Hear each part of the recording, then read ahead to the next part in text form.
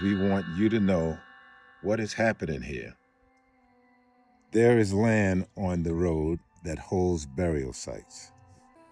Tribal nations have spoke up to protect them, and yet the fate of the burials are still in question. We have done what neighbors are supposed to do. We showed up, we dug through records, we even hired experts with our own money.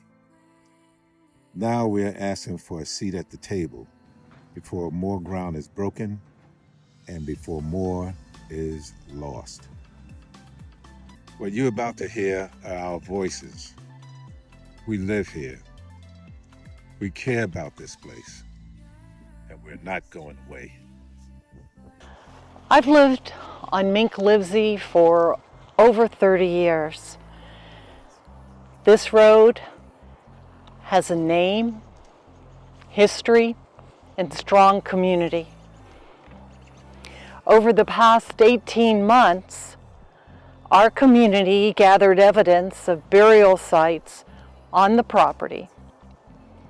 We found records of a named soldier buried here, signs of Native American Indian sites, and accounts of people who were enslaved on this land. 2 miles down the same creek, a historic plantation is being carefully restored with community input. We support that work. The land on Mink Livsey shares a similar history and the same waterway. Both deserve the same respect. The U.S. Army Corps of Engineers required the landowners to resurvey a portion of this property using cadaver dogs. The dogs found a new site that the old survey dismissed.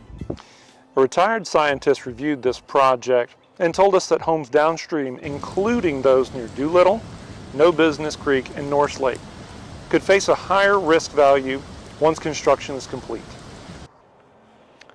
Let's be clear, we're not against building homes. We're asking the landowner to do the required homework first. Properly identify what is on all 100 acres, handle any remains with respect, and build in a way that conserves the wetlands and floodplains. People in this neighborhood have known about the burial sites, the waterfall, and the Native American history in these woods for a long time. A message to the landowners, our neighbors. You were our neighbors once. You're still our neighbors, even though you don't live on Mink Livsey Road anymore. We'd love to just sit down and talk. Talk about conducting an independent cultural resource review across all 100 acres, not just a small portion.